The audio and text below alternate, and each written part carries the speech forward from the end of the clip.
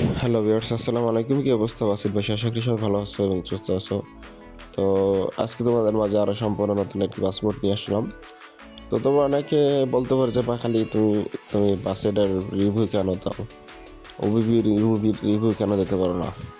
তো এটা মূল কারণ হচ্ছে বাসেটে দেখো অনেকে কিন্তু বর্তমান ওবিবি রিলিজ করতেছে 3D, ঠিক আছে? আর এখন ওবিবি তেমন রিভিউ করার মতন কোনো কিছুই নাই। কারণ অনেকে এখন 3D ভাবে আর কি, মানে ইটেস্টুর মতন যে ওবিবি থাকে সেটাই এখন মানুষ রিলিজ করতেছে, ঠিক আছে? তো আগে তো এরকম সিস্টেম ছিল না, সেক্ষেত্রে এখন ওবিবি কেউ রিভিউ করে না, এই জন্য আমি করি না। আর পার্সোনালি আমি সবসময় পাসপোর্টটা রিভিউ করতে বা পাসপোর্ট রিলিজ করতে বা পাসপোর্টটাই আমার বেশি পছন্দ, ঠিক আছে? এটার ভিতরে কোনো ভেজাল নাই, ওকে? আর তোমার একটা ওবিবি রিভিউ করতে গেলে প্রায় 1 থেকে 1.5 ঘন্টা সময় দিতে হয় তার পিছনে। আর এখন জানো তো সবাই ব্যস্ততার মধ্যেই থাকে, কারণ সামনে রোজা। তো যাই হোক, আজকে তোমাদের মাঝে এমন একটা বাসমোড শেয়ার করবো, এই বাসমোডটা আসলে অসাধারণ। তো এই বাসমোডের যে মডেলটা হচ্ছে ইসুজু MT-134 মডেলের একটি বাসমোড। তো ইসুজুর এই গাড়িটা আসলে খুবই সুন্দর, একটু মিডিয়াম সাইজের দেওয়ার ক্ষেত্রে গাড়িটা খেলে খুবই মজা। আর স্টারিং ড্যাশবোর্ড দেখতে পারতেছো, খুবই একটা প্রিমিয়াম একটা ভাইব আছে, ঠিক আছে? অসাধারণ লাগতেছে স্টারিং গোলন এবং ড্যাশবোর্ড, ঠিক আছে?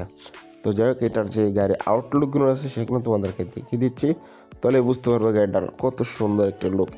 আর গাড়ির মিডিয়াম সাইজ দেওয়ার ক্ষেত্রে ল্যাক একটু কম দেখতে পারবা, কারণ এটার ট্রায়াঙ্গেলটা একটু কম দেওয়া আছে সেক্ষেত্রে তোমার ল্যাকের প্রবলেমটা একটু কম দেখতে পারো, ওকে? কারণ বাসমোটা যদি বেশি বড় হয় সেক্ষেত্রে তোমার ল্যাকের প্রবলেমটা একটু বেশি থাকে, ঠিক আছে?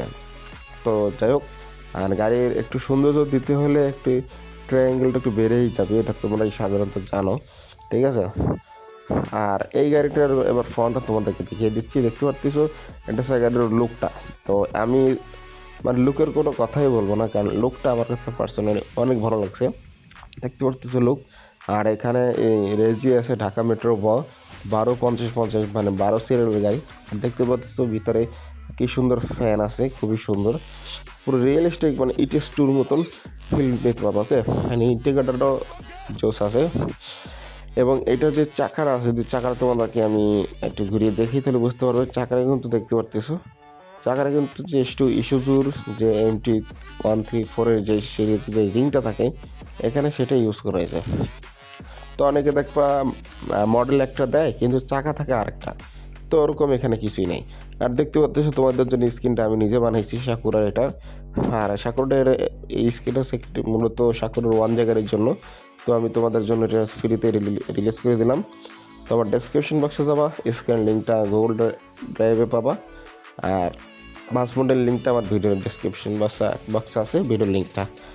দেখতে পাচ্ছ ব্যাগটা এসে মানে আমার কাছে যতটা ইস্যুজু MT-134 সিরিজের গাড়ি, সেক্ষেত্রে তোমার ব্যাগটা এরকমই দেওয়া হয়।